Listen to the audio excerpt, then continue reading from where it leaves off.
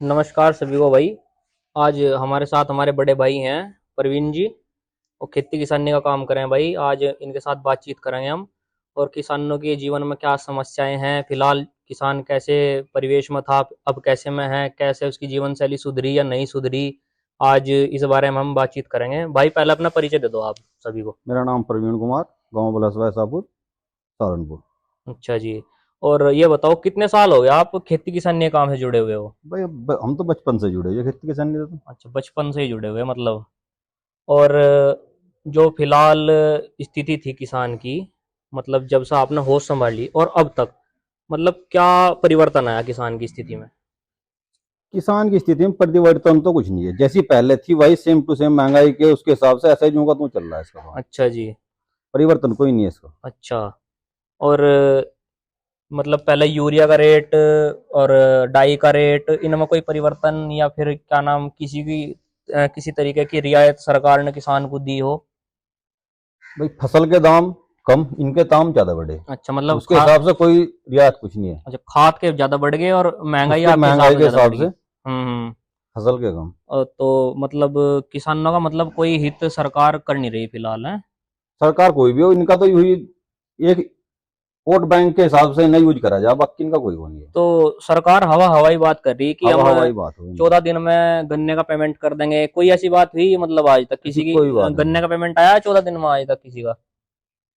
आज तक 14 दिन की बात है, 14 दिन कुछ मिलने हैं जो 14 दिन में भी दे रहे हैं, अच्छा जी। लेकिन वो पहले भी ऐसे ही दे रहे थे। जब हम्म। सरकार बीजेपी की हो, सपा की हो, बसपा की हो, हाँ जी। उनका वो इसी तरह पेमेंट पहले भी दे रहे थे, अब भी दे रहे हैं। अच्छा जी। जिन्हें देना नहीं वो पहले भी नहीं दे रहे थे, वो अब भी नहीं दे रहे। अच्छा। तो फिर किसान की स्थिति कैसे सुधरेगी, ये बताओ आप मुझे।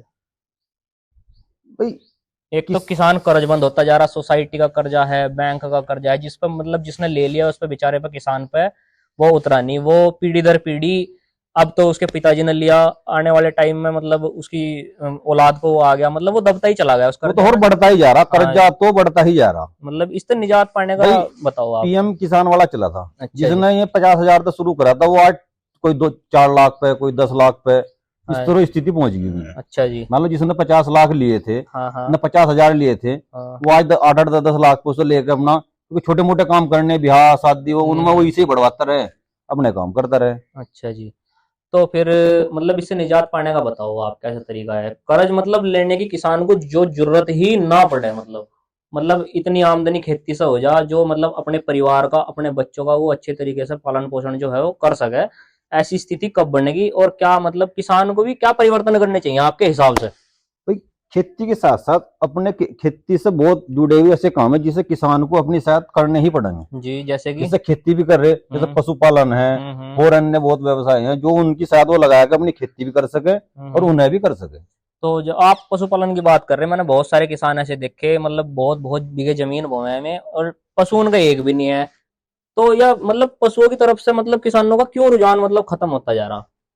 भाई पशु की तरफ से रुझान है, पशु के साथ क्या है, काम करना पड़े। अच्छा, मतलब काम करना नहीं चाह काम रहा आज का करना नहीं चाह रहा आज का आदमी, आदमी। बेसिकली ये बात सोच है। रहा कि दूध हम 50 या मतलब फिर ये कह रहे कि दूध 70 रुपए होगा। हम्म। भाई जो 1 लाख या 1.5 लाख की भैंस ला रहा वो 70 रुपए दूध बेच रहा, तो वो क्या उसमें गलत थोड़ा कर रहा हाँ वो। जी, बिल्कुल सही बात है फिर। जब हम करना भी नहीं चाह रहे, हमें दूध भी 5 किलो रोज चाह रहा, हम्म। और हम ये भी चाह रहे कि हम पशु भी ना रखकर दूध हमें 20-25 रुपए किलो मिल जाए। और चलो, मैं पशु पालन की बात आपसे मैं दूसरा सवाल पूछ रहा। मैं देख रहा जी गांव में बहुत सारा गौवंश जो ऐसे ही घूमता फिर रहा, किसानों की खेती बर्बाद वो कर रहा, मतलब नुकसान वो हर फसल को पहुंचा रहा, गन्ना हो गेहूं हो, मतलब किसान ने चाहे कोई भी फसल जो है बो दी हो, मतलब उसे नुकसान करना ही करना।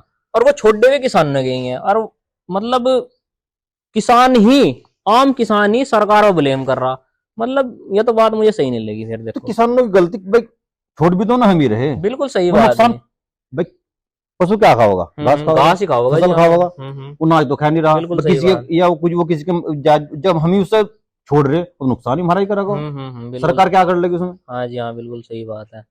और सरकार मान लो गौशाला कितनी खोल लेगी, हाँ जी, या सही कितनी बात। खोल लेगी, मतलब एक गौशाला में कितने 20-30-50-100, हम्म। बड़े से बड़े 100-200 की, उनके लिए घास की उनके व्यवस्था लिए घास करना, की पानी व्यवस्था की में वहां व्यवस्था फिर भूखे मरे। करना। हाँ जी, हाँ, बिल्कुल सही बात है। चलो, ये तो होगी पशुपालन की बात।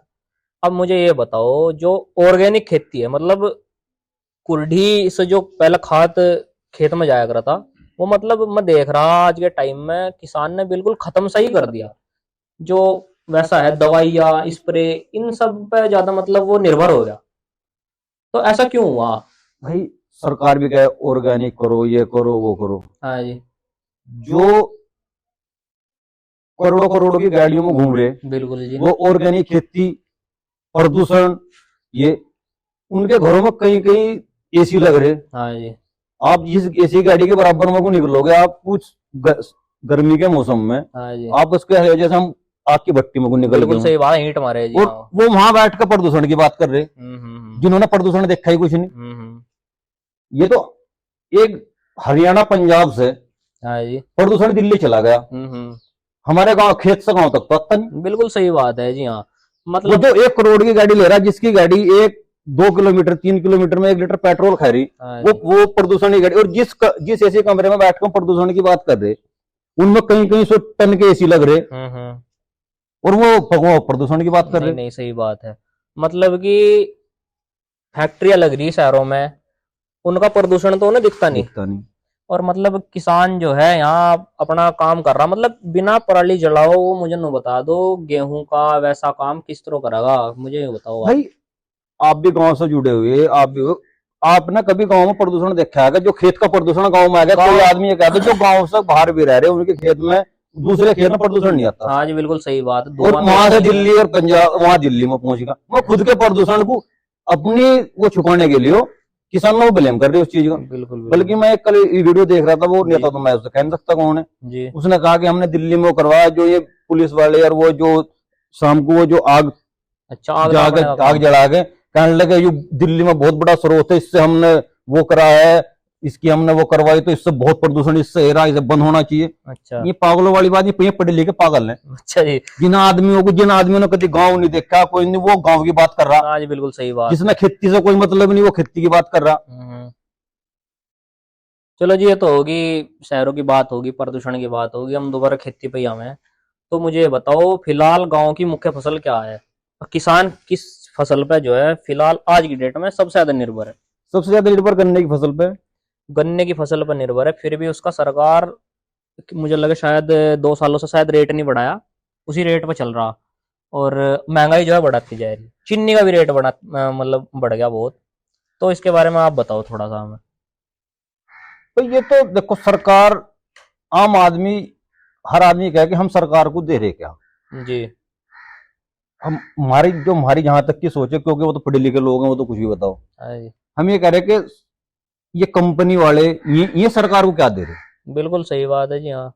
आप एक सुई लो, हम्म। कंपनी ने बना दी, वो गवर्नमेंट उस पर 2 रुपए टैक्स ले रही है या 1 रुपया टैक्स ले रही। हाँ जी। कंपनी वाला उसका गवर्नमेंट का एक लगा के 1.5 रुपया अपना लगा, हमें 3 रुपए की देगा। जब उस चीज का हम यूज कर रहे, वो तो सारा टैक्स तो हम दे रहे, उसे कंपनी वाला कहेगा टैक्स दे रहा क्या उस पर। वो जो चीज आदमी लास्ट में यूज कर रहा, सबसे ज्यादा तो वही उसका वो है। अच्छा। सब कुछ सारा गवर्नमेंट का खर्चा, कंपनी का खर्चा, रॉ मटेरियल का खर्चा, सब तो वो जो आदमी ले रहा वो देगा सब उसका। हाँ जी हाँ सही बात है। चलो मुझे ये बताओ आप, 2014 में शायद बीजेपी की सरकार आई थी, 2014 से अब 2024 आ जाएगा, तब से लेकर किसानों की स्थिति अब तक कुछ सुधरी आपके हिसाब से? नहीं। सरकार किसी की आ जाओ, बीजेपी की आ जाओ, सपा की आ जाओ, बसपा की आ जाओ जी।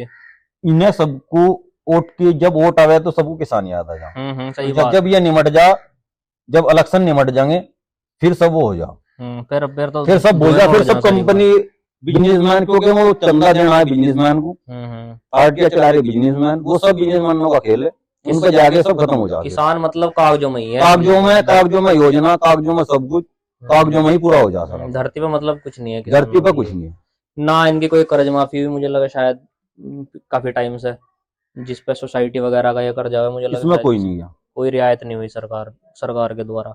तो आपके हिसाब से सरकार मतलब बीजेपी ने कुछ भी नहीं दिया? मतलब मैं अभी पढ़ रहा था, मुझे लगा किसान सम्मान निधि तो शायद चला रखी।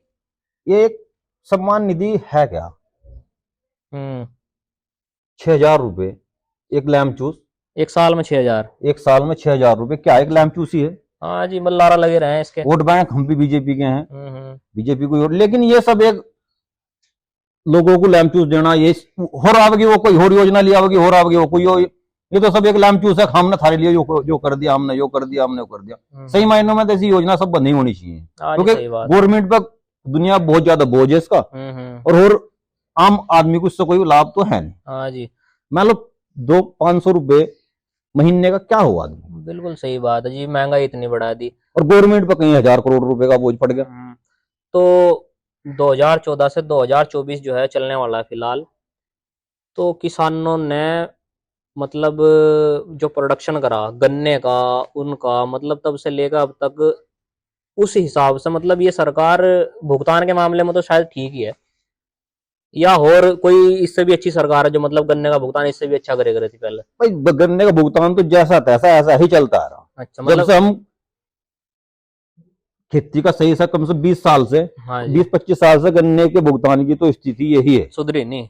जैसे हमारे देवबंद मिल है, हाँ जी, ये किसी की सरकार आओ किसी की जाओ, उन्हें वही पैसा देना। वो बजाज ग्रुप है उसे देना नहीं, हमारा दया शुक्र है उसे देना। पीछे अभी 2 महीने का सत्र जा लिया, अभी 15 दिन का पेमेंट। अच्छा, मतलब कोई सुधार नहीं है गन्ने का? कोई सुधार नहीं।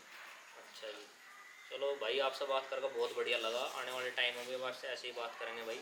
तो धन्यवाद भाई सभी का। नमस्कार भाई सभी को, मेरा चैनल शुभम पवार के नाम से है, और गांव की देसी पॉडकास्ट देखने के लिए हमारा चैनल सब्सक्राइब करें, लाइक करें, शेयर करें और कमेंट करें, आपसे दिली रिक्वेस्ट है।